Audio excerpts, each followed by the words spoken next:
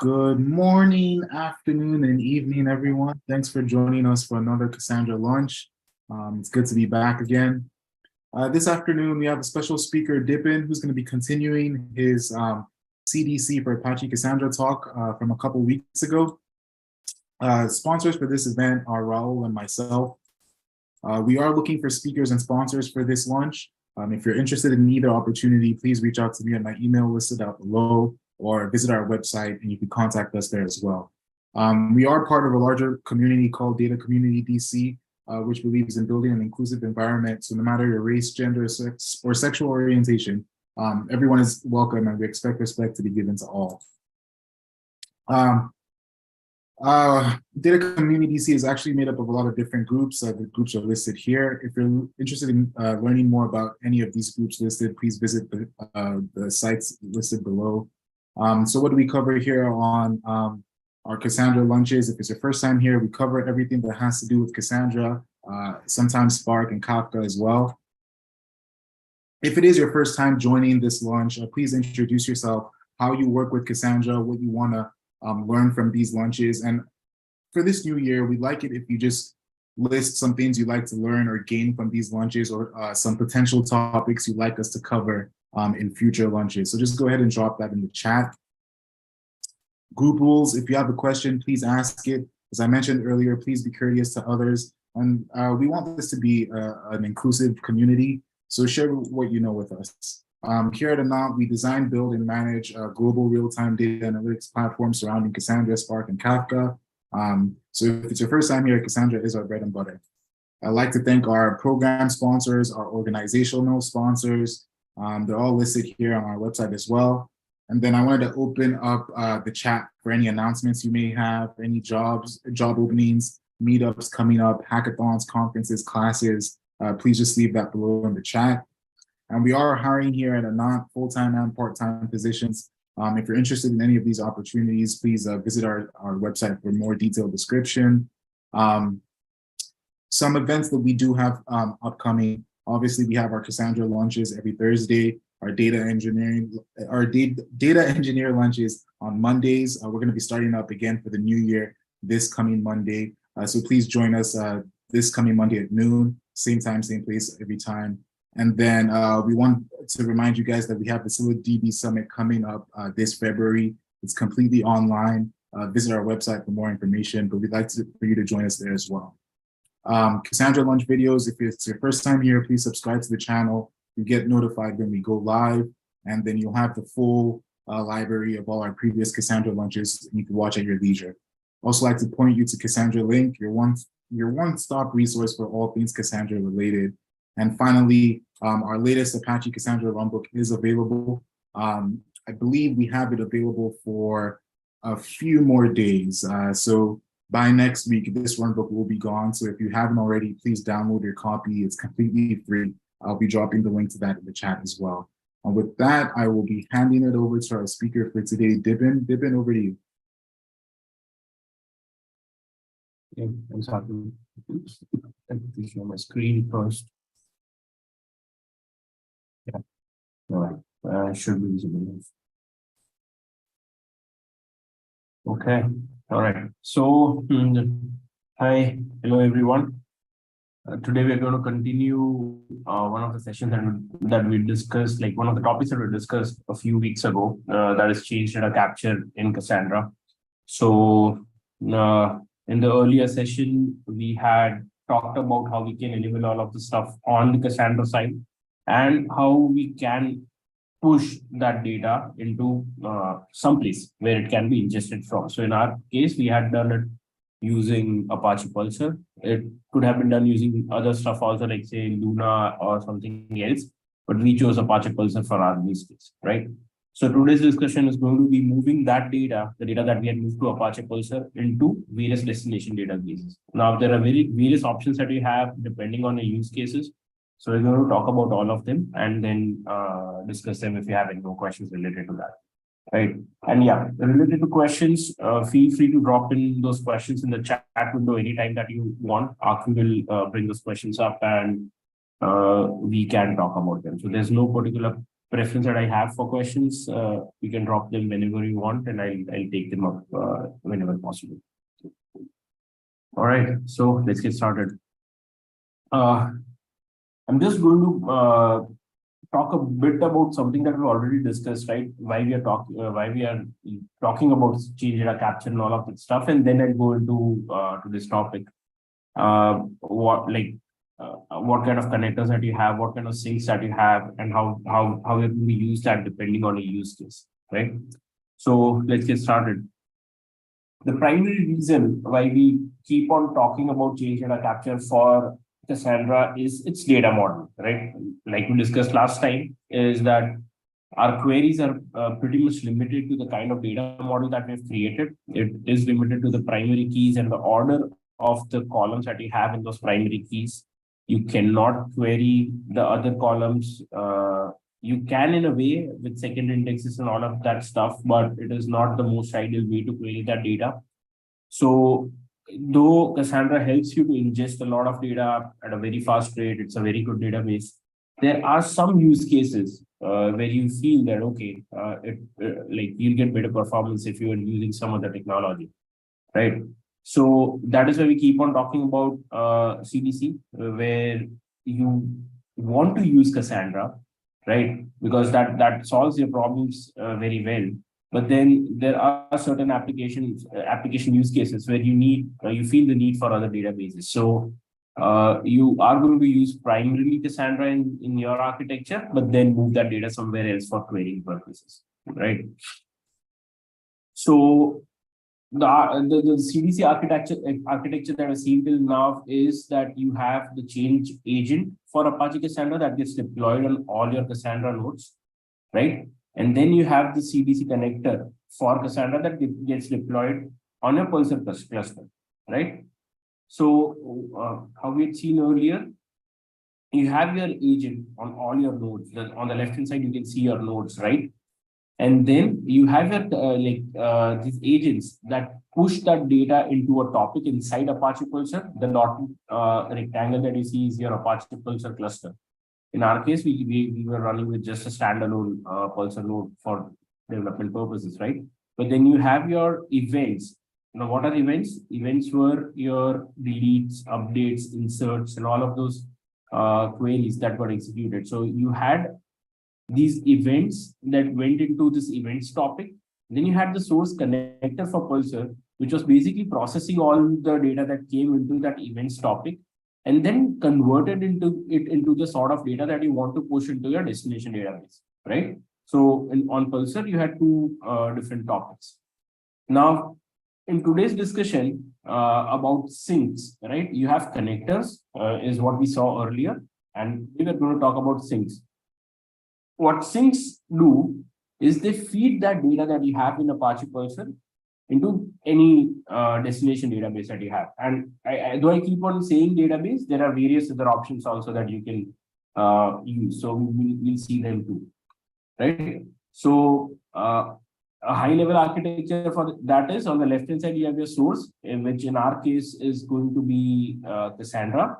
You have Pulsar sitting in between with connectors and all of that stuff. And on the right-hand side, you have your sync, where it is going to feed data into the external database systems that you have. Now, before talking about that, right, we always talk about limitations and all of that stuff, like how for the connectors also, you had certain limitations, like you can't send TTL related data, you can't send this thing, truncates and all of this stuff, right? The same way, we also need to keep on talking about how these sort of integrations work with each other, right? So it's not a magical solution where you can expect that, okay, each and everything is going to be available without any major configurations from your side. One thing that keeps on coming up in these discussions is that what happens when something fails, right? So that is why I keep on talking about these guarantees where you have to be very particular, very specific about how you want this data to be fed into your destination database. So for example, if you know about messaging systems, right? even in messaging systems, the messages get delivered. Say you have at least once semantics, you have idempotent your transactions, you have at most once semantics and all of that stuff, where you need to be very particular about what happens if a message gets delivered, but the acknowledgement does not come across, or the message does not get delivered at all. Do you want to retry? What do you want to do in that case? So all of these processing guarantees need to be configured in the sync that you're using. Okay. So we will talk about different syncs in some time, but keep this in mind for production implementations where if you have, say, for example, a banking use case, right? Then you need very strict guarantees. Say you're talking about weather data, like the like side of that is bank like weather data, where it's okay if you drop certain messages and you don't want duplicates either way, but then or you're okay with having duplicates and whatever. So just see if you want to select at most once or at least once or exact once delivery guarantees or whatever. That goes inside your sync configurations, right? Now, the sync types that we keep on talking about, right? So Apache Pulsar has a very good list of built-in syncs that we have. And I'll go through the documentation page that they also have, right? But just to list a few, they have support for SQL databases, they have support for non-relational databases, they have support for file systems, they also have support for messaging systems and all of those things, right? So, say in our earlier example, we were talking about the users table, right? In the demo that we had a few weeks ago, we were talking about the users table. So if that users table gets created on Cassandra, that is their source of truth, right? But now you want to keep on querying on the basis of email ID for, say, the customer support executives and all of them. So what you are going to do is you're going to use syncs for relational databases, where you can keep on querying on all of the different columns that you have on those on that table on the data model and find whatever is required, right? Other common use cases are like you have sync types of Cassandra also, right? Though you're not going to feed data from Cassandra into Cassandra, right? But then still that is available if you want to move from somewhere else into Cassandra. You have support for Elasticsearch also. You have support for Redis. You have support for Snowflake also, right? So if there are analytical use cases that you have, you're going to feed that data into Snowflake. If you are, say for example, if you're just trying to do some basic sort of information gathering and all of that stuff, you might feed it into Elasticsearch also. That depends. Now, some other use cases that I've also like observed, right? There are quite a few blog posts out there with people who have like detailed their experiences with this kind of stuff, right? What people also like to do is they like to feed this data into some sort of cloud storage. So it might go directly over there where you see that as raw data. And when you store that as raw data, now you can leverage the cloud providers querying mechanisms to play around with that data. Say, for example, I know you don't see that from Cassandra often, but you have log information, right? So if that is getting collected for some reason at this place, what you can do is you can take all of that data that you have, push it into some sort of cloud storage, and then use BigQuery in the case of Google. Right? In the case of Google Cloud, you can use BigQuery and keep on querying those tables according to your requirement, right? Some people also move it to HDFS. You'll see the connectors that they have for that. And finally, you also have messaging system. So it has support for Kafka, it has support for Kinesis, it has support for RabbitMQ also. Now I know because you already have that data in Pulsar, why do you want to move it there? But then we look at those options and see why they keep on talking about it. Right? Now, the basic architecture of the sync is pretty simple. Now, for all the use cases or all the different kinds of syncs that we saw earlier, right? The basic kind of architecture remains the same, where on the Apache Pulsar side, what you have is a connector file, the different connectors that we had seen, and I'll just show it to you.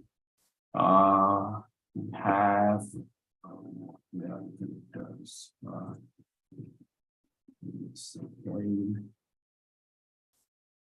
Yeah. Right. So all these connectors that you have, you see this .nar files. Like these are all the connectors that you have. These are all the files that are listed over here. We'll go over them also. But this is the basic file that you need, the connector file that you need on your Apache Pulsar nodes while setting up the sync, right? So once you have that, you also have to set up a configuration file that has information about the destination database. So say, for example, if you're talking about Elasticsearch, right? Or if you're talking about Postgres, then you'll have a configuration file that has the information for all of the stuff, which will be used while creating the sync. And finally, you have the topic with the source data, right? So in this case, it will be the data topic that we have over here. So wherever you were feeding that data into Apache Pulsar, now we also have to point the sync to that particular topic and say that, okay, this is where you're going to read from. Any new data that comes into this particular topic, the sync is going to refer to that for moving the data into the destination database. And finally, at the destination, there are some version related dependencies that you still have with these connectors. So now I'll give you an example. I'll give an example where I reach there. But what happens is that some of these connectors are not, like, say, for example, available for the latest versions or for the previous versions. Like they might be available for a particular version in between, and you might not have it for the latest version, all of those things. So you have to be very particular about which files you're using, which versions you're using, if the connector file that you're using is applicable for that version or not, and all of those things. So this has been, like, even when I try to set this up, right, this has been the biggest pain point for me, where some things, like when you go through the documentation, it is pretty easy to set up, right? These are not complicated things. You can set them up pretty easily.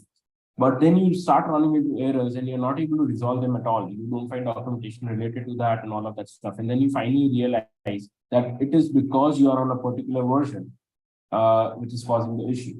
Just to give an example, I was doing this for Elasticsearch. Now the latest Elasticsearch version out there is version 8. But then what happened is, when trying it with Elasticsearch version 8, it did not work at all. And then when I finally looked at the documentation, it said that it still does not support version 8. It has support for version 7, but not for the latest version.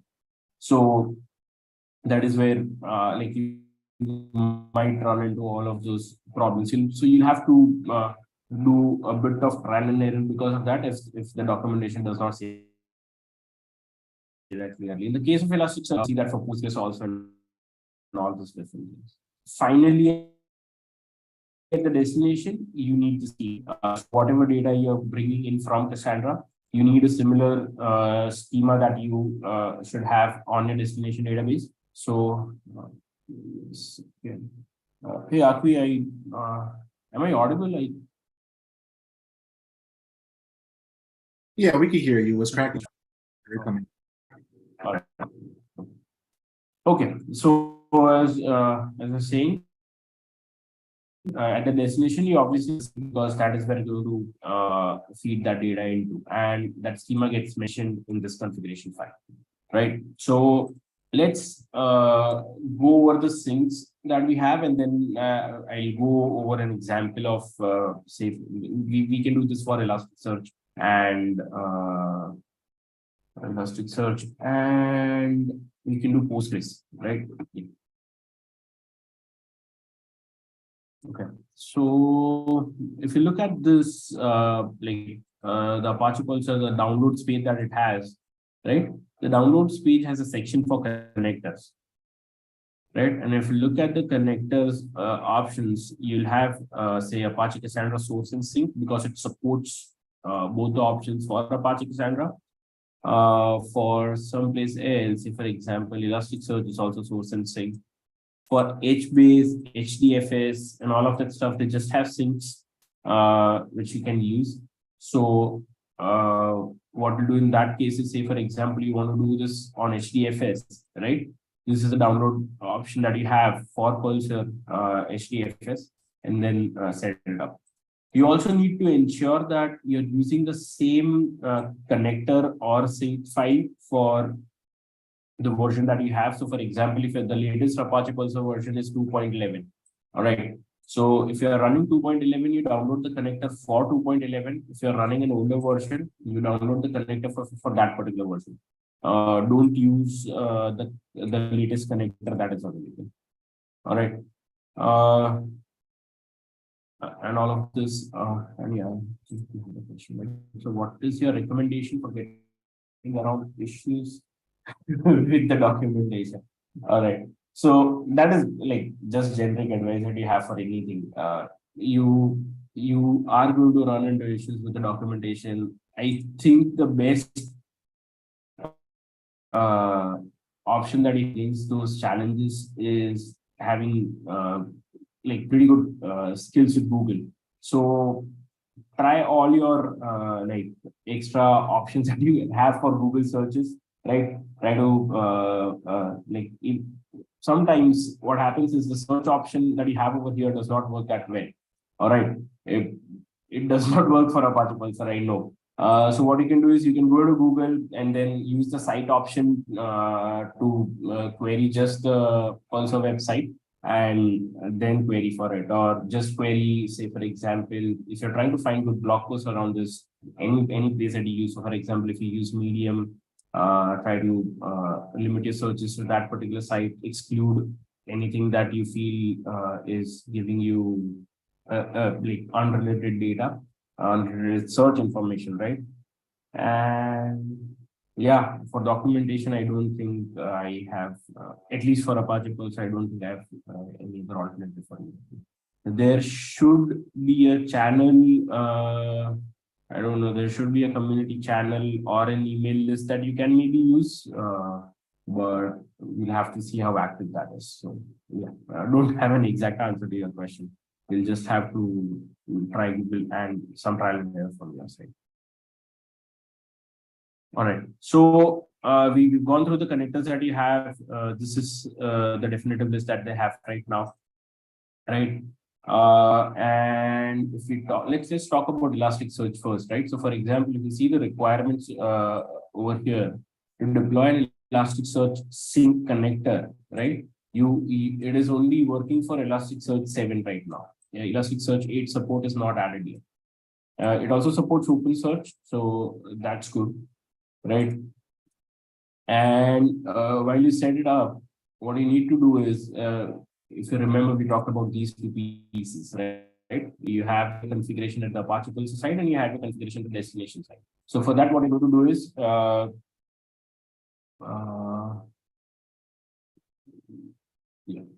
this is what, because we're talking about Elasticsearch 7, let me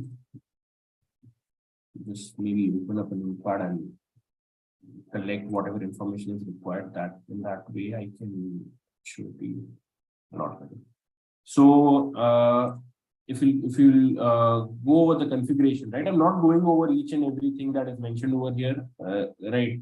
You'll have this for all the other databases that you might want to try this on, but we'll go through an example configuration. So over here it says for Elasticsearch after 6.2, so says for 6.2, I am going to use the YAML file and just collect this information for now, put it in my notepad. I'll show it to you once I have it. You can use either the JSON format or the YAML. I'm going to use YAML in my case. Before 6.2 is not for us, so we'll skip that. This is for if you don't have an Elasticsearch cluster and if you're trying to set it up using Docker, a single node Docker instance. This is how we can do it, right? This is for running. Let's assume we have both of these already available. What you also need to do is you need to download this file that will be from this location, right? You download this particular file. So I'll just copy this. And because we are going to use YAML, I'll copy this command, right? So what we have to do now is start the Pulsar Elasticsearch connector in the local run mode using one of the following methods. So because we opted for YAML, I'm going to copy that. And these are just how you can test whatever is coming across, right? So in this case, for Elasticsearch, we don't have any like setup, the schema creation that is actually required right now, because if you've used Elasticsearch earlier, you'll be aware that like it has if you send it some data, it can create those indexes on its own, right? So that is the default option that you have. So unless you have explicitly disabled that option for auto creation, you're not going to face any problems. So we're not going to do anything at the Elasticsearch side. So if you look at these commands are pretty simple. What you have to do is on your Apache Pulsar node, right? You download your connector, right? Have your testing, like the name that you have, they've just given it as testing, and point it to the config file that you have, right? Now, over here, you're going to point it to your topic that you have and all of that stuff. But inside the config, the YAML file that you have, you're just putting the destination for the Elasticsearch cluster that you have. Say, for example, it's 192.0.0.1, right? Whatever index name that you want to give over there, and any credentials that you might need for connecting to your Elasticsearch cluster, right? So if you enable authentication over there. As soon as you do this, the sync gets created, right?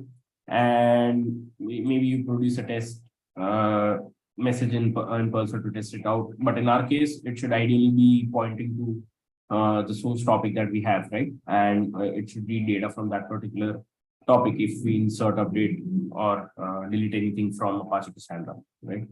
And yeah, you just query your index over there.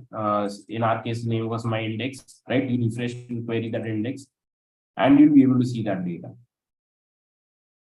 right? So this is how simple it is supposed to be if everything, your version dependencies and all of that stuff was as expected. And say if you want to do it for Postgres, right? So for Postgres also, it is pretty like similar. They're just setting up Postgres over here because let's assume we already have it running. If we have Postgres running, what we need to do is we just need to create that table, right? So whatever data that we're going to send, we need to create that table. Let's copy this data so that I can show you. So at the destination, we need the schema. And the JDBC sync over here is, yeah. So this is again a YAML file that you have. You can obviously give it any name, which has just the destination connection parameters, right? So you have your username, password to connect to Postgres, the JDBC string that you need, right? Over here, you'll just update your IP and the table name that you created above, right? This one, the same table name. You also need a schema file. Like this is for the connector, so that the connector knows what kind of data that you're trying to send. So in this case, you'll see ID and name over here, right? ID and name that we created in this particular Postgres node.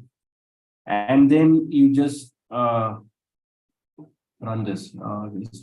There's a sync. Yeah, here's a sync command. You have a few configurations above for the topic, right? Because we are trying to limit it to a particular schema and all of that stuff. But at the end, the sync creation command will be pretty similar, right? So you have your sync that you're creating, you have your .nar file that again you'll download for Postgres from this particular link. Yes, Postgres.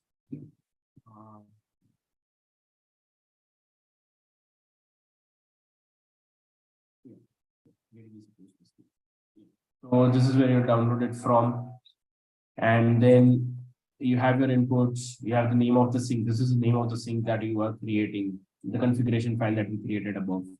And yeah, your sync will get created. Right.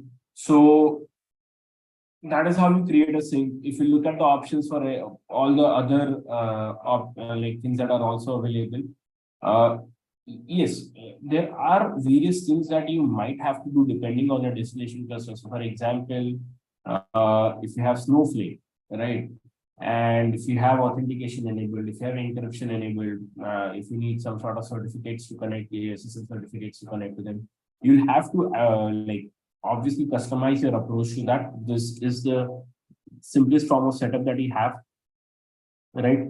The other setups, though, they're not too related to sync, they're just related to the kind of authentication settings that you might have enabled on your destination database. So you might have to change your approach or alter your approach depending on that, if you have authentication and all of that stuff. But once that is done, you just need to maintain your sync. So like you'll find all of these commands also, the connector CLI that they have for Pulsar. So what you can do is you can list all the syncs that you have, right? In our like test case, it is going to list just the particular sync that we have, right? You can also get the information for that. So if you look at these commands, they're just Pulsar admin syncs, it has list, it has get, it has status, like these that you are getting for the various commands that they were talking about. If you want to stop the sync for some time, you can stop it too, you can restart it, you can update it, like how they had them set to 1 earlier. If you want to set parallelism to 1, or if you want to provide some more resources to this. So what you can do is you can also limit your resources on the syncs. You don't want the syncs to run with unlimited amount of resources. So in that case, you can limit the resources to whatever amount that you want, right? And yeah, delete and all of that stuff. So these are all the basic Pulsar admin sync commands that you have. They like they don't seem to be too useful right now, at least for this test case, but then they get pretty useful when you have multiple syncs running on your cluster, right? Say you have various syncs connecting to various databases, destination databases, and you're trying to troubleshoot an issue, you want to stop something and try it out, you want to update a config, you are seeing that there's some resource contention where a particular sync is eating up so much resources that the other syncs are not getting enough